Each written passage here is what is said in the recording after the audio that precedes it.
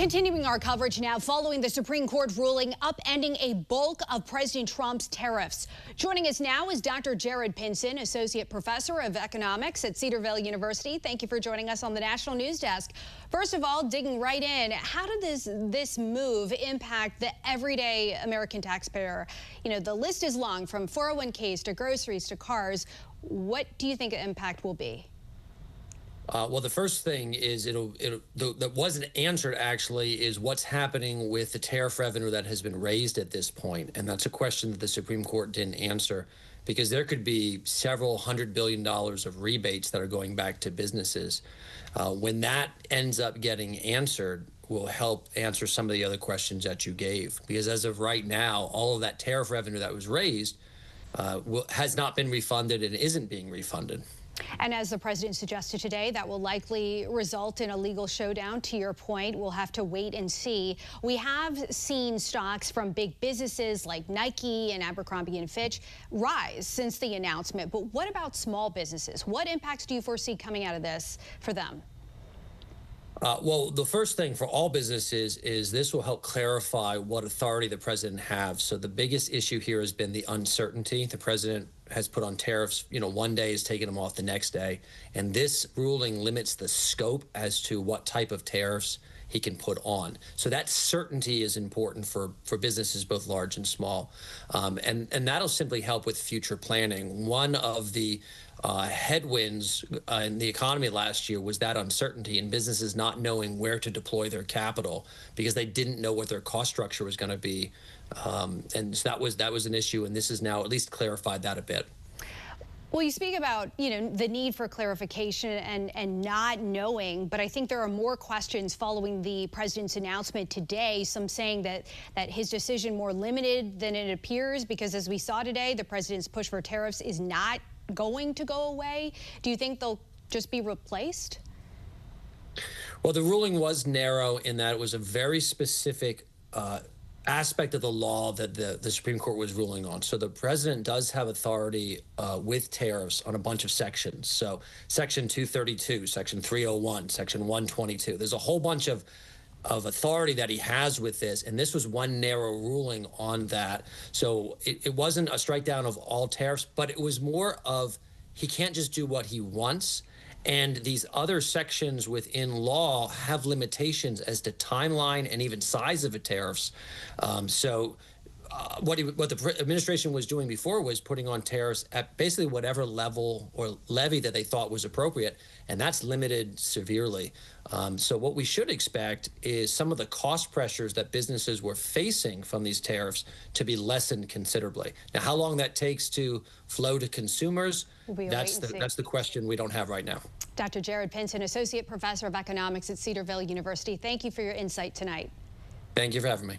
Our coverage tonight, the Supreme Court's ruling today didn't only strike down President Trump's global tariffs, but also handed him a tough loss on an issue crucial to his economic agenda as the midterm elections inch closer. The National News Desk, Jeff Harris joins us. And Jeff, the economic impact of this ruling, it could affect countries all across the globe. You spoke with economists tonight. What are you learning? So while the impact won't be felt immediately, we're told the Supreme Court's ruling earlier today could help slow inflation while also dropping the average household's tariff burden. Some economists also saying despite President Trump considering the ruling a loss, it could end up helping in the long run. Shortly after the Supreme Court 6-3 ruling Friday, President Trump saying he will impose a global 10% tariff, which falls under a law that restricts them to 150 days unless Congress steps in. Other alternatives will now be used to replace the ones that the court incorrectly rejected. We have alternatives, great alternatives. Could be more money. We'll take in more money. The majority found it's unconstitutional for the president to unilaterally set and change tariffs because taxation power belongs to Congress. But Trump lashing out, saying the ruling is deeply disappointing. And I'm ashamed of certain members of the court, absolutely ashamed, for not having the courage to do what's right for our country. Tucker Balch, a finance professor at Emory University, telling the National News Desk he believes this tariff ruling by the Supreme Court will impact Americans by slowing inflation, likely reducing household costs, and providing some cost relief for small businesses. There's no question about it. Even though President Trump is responding by resetting, putting back some tariffs. They're not at the same levels that they were before, and it'll also affect the ability for Americans to buy things at a lower price. Federal data shows the Treasury has collected over $133 billion from the import taxes directly imposed under the Emergency Powers Law. Following Friday's ruling, political and business leaders speaking out, pressing the administration for refunds, including Illinois Governor J.B. Pritzker writing this letter to Trump demanding $1,700 for the over 5 million households in Illinois. And California Governor Gavin Newsom, who posted on X, quote, Trump's tariffs were illegal from day one. A tax increase on ranchers, on farmers, on small businesses, on you and me. Donald Trump should return that money immediately. Now, despite the Trump administration expressing disappointment in Friday's ruling, Balch believes it could end up helping in the long run, especially as economic approval ratings continue slipping. So the Supreme Court ruling out these tariffs is going to be good for the economy, and the administration will benefit from that benefit. Now, over 1,000 companies currently have lawsuits challenging these tariffs, but the administration has signaled that it will litigate refund claims, suggesting the process could take years before any businesses see actual repayments. Reporting for the National News Desk, I'm Jeff Harris. Jeff, thank you. We start tonight with Ryan Smith at the Live Desk with the president's alternative approach, Ryan, that is already in motion. What are you learning? Yeah, Dee, tonight, of course, we start here at the White House. A live look there tonight where President Trump, he is already moving quick on this, signing a new executive order, placing a temporary 10% tariff on all foreign imports, with the exception, though, of Mexico and Canada. Now, earlier today, he went right on the attack, targeting 2 Supreme Court justices he appointed who today ruled against him. Justices Gorsuch and Barrett, are you surprised in particular by their decision today? And do you regret nominating them? I don't want to say whether or not I regret. I think their decision was terrible. Yeah. I think it's an embarrassment to their families. You want to know the truth, the 2 of them. As you can imagine, check it out, reaction pouring in. We've been monitoring it all day long here in response to that 6-3 decision. Trump's tariffs were imposed under what's called Emergency Powers Law. The High Court, though, ruling that requires approval from Congress. The court agreed with what Democrats have said from day one. A president cannot ignore Congress and unilaterally slap these tariffs on the American people. Small business groups like the Main Street Alliance, which represents about 30,000 small business owners across the country, they are applauding this ruling, stating here in part, quote, the court just reminded everyone that emergency powers are not a blank check. Now the focus should be on refunding the businesses that were effectively taxed under an unlawful framework. Now, some Republican lawmakers on Capitol Hill now vowing to help Trump reestablish his tariff policy. House Speaker Mike Johnson saying in response here, quote, the president's use of tariffs has brought in billions of dollars and created immense leverage for America's trade strategy. Congress and the administration will determine the best path forward in the coming weeks. I'm Christine Frizzau in Washington, where tonight a monumental decision from the U.S. Supreme Court has come down. In what is a major blow to President Donald Trump, justices struck down a policy central to the president's economic agenda: tariffs. The overriding question to the High Court: does the International Emergency Economic Powers Act, or IEPA, authorize President Donald Trump to impose tariffs? The answer, in a 6-3 ruling, a resounding no. The Supreme Court's ruling on tariffs is deeply disappointing.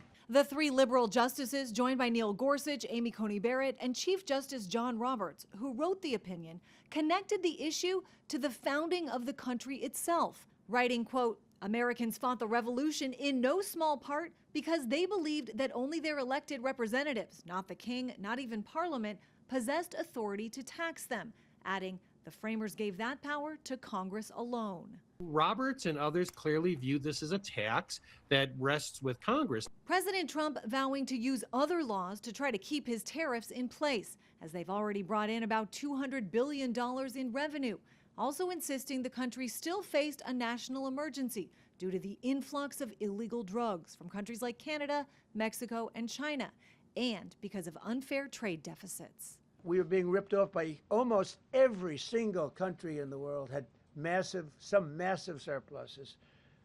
China had hundreds of billions of dollars in surpluses with the United States. They rebuilt China. They rebuilt the army. Legal experts say the decision is not the end of the road for the Trump administration, but things will be made far more difficult. Essentially, court is saying you have to go back to the drawing board and you have to do it country by country. Individual countries have to be shown to be engaged in unfair trade practices or have to be shown to be a national security threat. There is a major question the Supreme Court did not answer. What happens to all the revenue already collected from tariffs? In his dissenting opinion, Justice Kavanaugh wrote those billions of dollars in refunds would have significant consequences for the U.S. Treasury.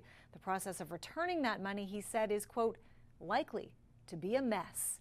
In Washington, I'm Christine Frizzau. The Supreme Court's ruling on tariffs is deeply disappointing, and I'm ashamed of certain members of the court, absolutely ashamed, for not having the courage to do what's right for our country. I'd like to thank and congratulate Justices Thomas, Alito, and Kavanaugh for their strength and wisdom and love of our country, which is right now very proud of those justices. When you read the dissenting opinions, there's no way that anyone can argue against them. There's no way. Foreign countries that have been ripping us off for years are ecstatic. They're so happy. And they're dancing in the streets, but they won't be dancing for long, that I can assure you. The Democrats on the court are thrilled, but they will automatically vote no. They're an automatic no, just like in Congress. They're an automatic no.